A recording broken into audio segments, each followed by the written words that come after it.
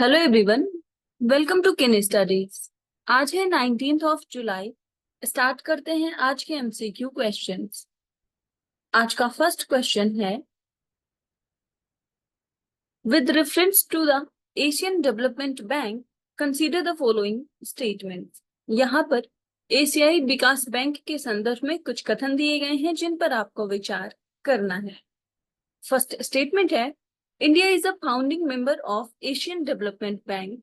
And second, the bank extends its membership to countries within the UN Economic and Social Commission for Asia and the Pacific, as well as non-regional developed nations. और यहाँ पर आपसे correct statement पूछा जा रहा है। आपको बताना है एशियन डेवलपमेंट बैंक से संबंधित यहाँ पर कौन से स्टेटमेंट्स करेक्ट हैं। और इस क्वेश्चन में आपका करेक्ट ऑप्शन हो जाएगा ऑप्शन सी। यहाँ पर आपकी दोनों ही स्टेटमेंट्स करेक्ट हैं। आप यहाँ देख सकते हैं। So India is one of the founding members of Asian Development Bank and India has been a member since its establishment in 1966 and has actively participated in its operations and governance. So the headquarters of the Asian Development Bank is located in Manila, Philippines, and this location was chosen to reflect the bank's focus on Asia Pacific region, providing it with a strategic position to address regional economic issues. इसको establish किया गया था 19 December 1966 को to promote social and economic development in Asia and Pacific. Member countries की बात करें तो इसमें 68 मेंबर कंट्रीज हैं, जिनमें से 49 एशिया पैसिफिक रीजन से हैं और 19 आउटसाइड रीजन से हैं। और आपने देखा एशियन डेवलपमेंट जो बैंक है इसका हेडक्वार्टर है मनीला, फिलीपींस में। बढ़ते हैं नेक्स्ट क्वेश्चन की ओर।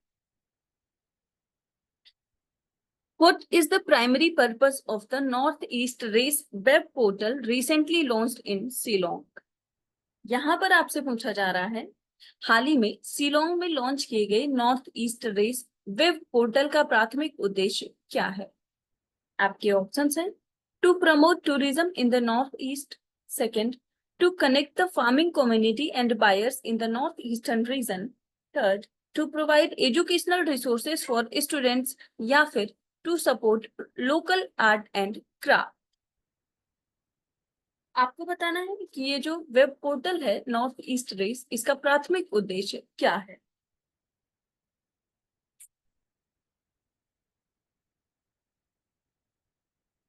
और इस क्वेश्चन में आपका करेक्ट ऑप्शन हो जाएगा ऑप्शन बी।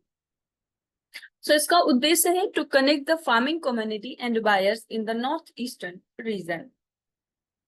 आप यहाँ देख सकते हैं, union minister Jyotiraditya Scindia launched the North East region agri commodity e connect web portal and app in Shillong to benefit northeastern farmers and buyers. So Northeast race support products like spices, fruits and vegetables, providing farmers with the larger markets and better pricing. So the platform supports 7 languages and aims to connect producers, buyers and service providers globally, and it emphasizes the region's potential as a hub for high-value horticultural products. बढ़ते हैं next question की ओर।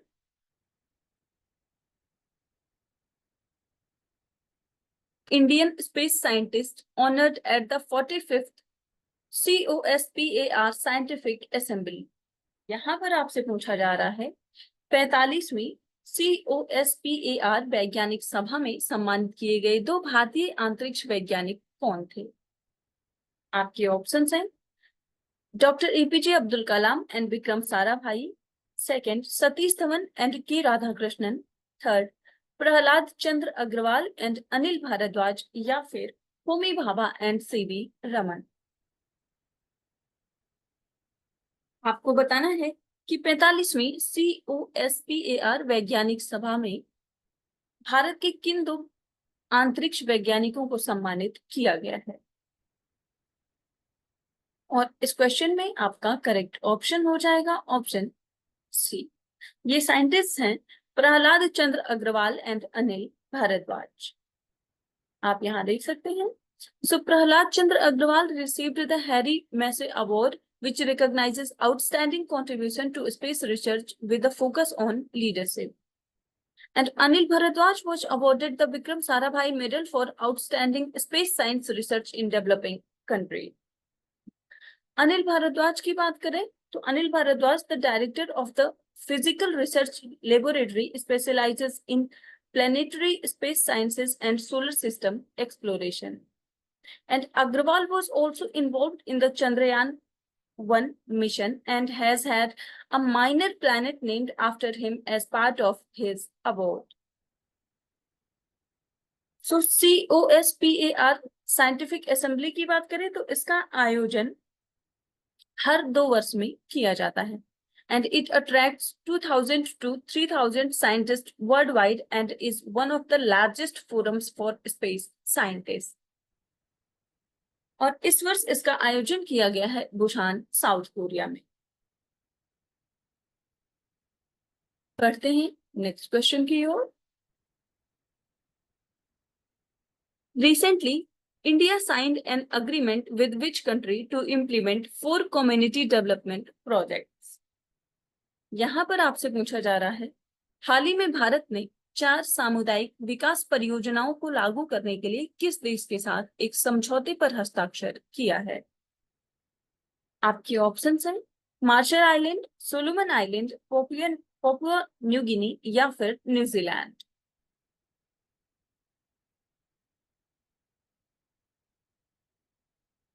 और इस question में आपका correct option हो जाएगा option A. सो ये समझौता हुआ है भारत और मार्शल आइलैंड के मध्य। आप यहाँ देख सकते हैं। External Affairs Minister Dr. S. Jaishankar emphasized the long-standing friendly relation between India and the Marshall Islands during the MOU signing for 4 community development projects. So he highlighted India's responsibility to support Pacific Islands in sustainable development, addressing climate change, natural disaster, poverty alleviation, and healthcare.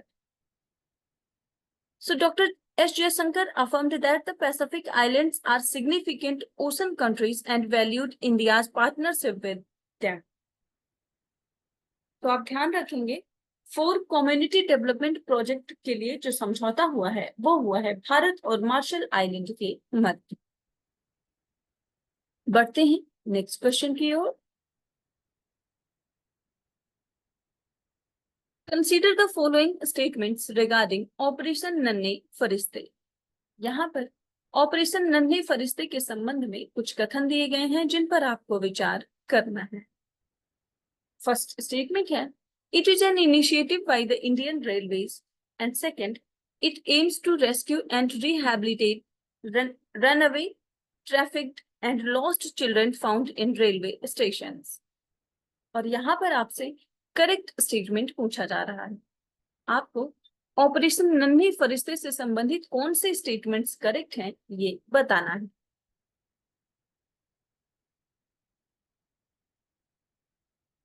और इस question में आपका correct option हो जाएगा option C. यहाँ पर आपके दोनों ही स्टेटमेंट्स करेक्ट हैं। आप यहाँ देख सकते हैं।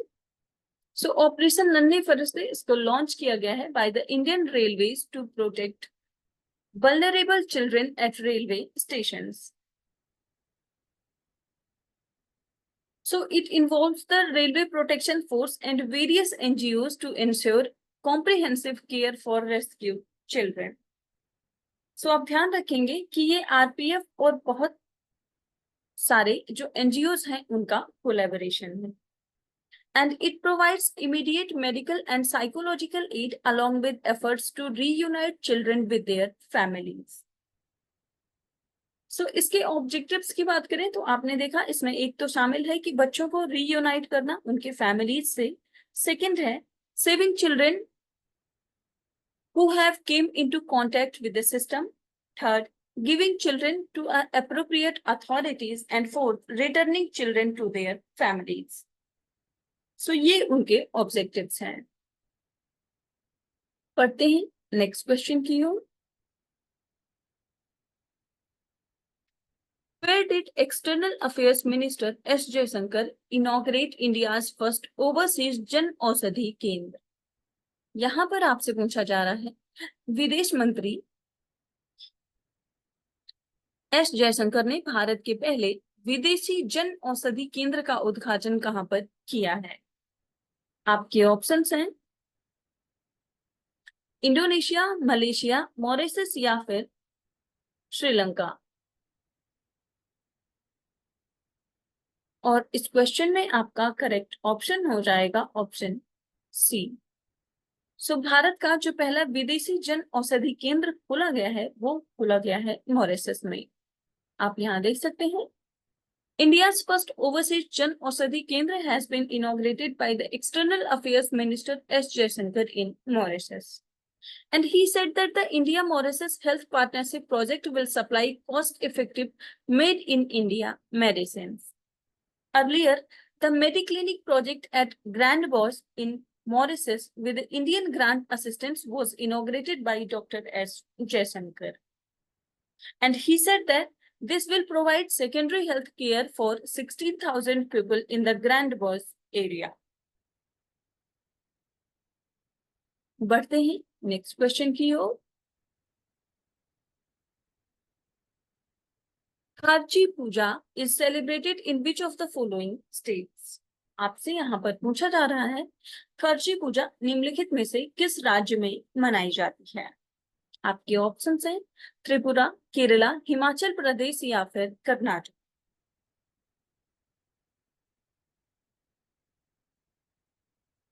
और इस क्वेश्चन में आपका करेक्ट ऑप्शन हो जाएगा ऑप्शन ए। सो ये सेलिब्रेट किया जाता है त्रिपुरा में। आप यहाँ देख सकते हैं Karchi Puja was celebrated in Tripura and it is also referred to as the festival of the 14 gods. So it is observed annually on the Shukla Ashtami day, which falls on the 8th day of the lunar month of Ashad. Ashad Hindi महीना होता है, आप ध्यान रखेंगे। So during this week-long festival, the people of Tripura pay homage to their ancestral deity चतुर्दश देवता। सो आप ध्यान रखेंगे करची पूजा जो है इसका आयोजन किया जाता है त्रिपुरा में।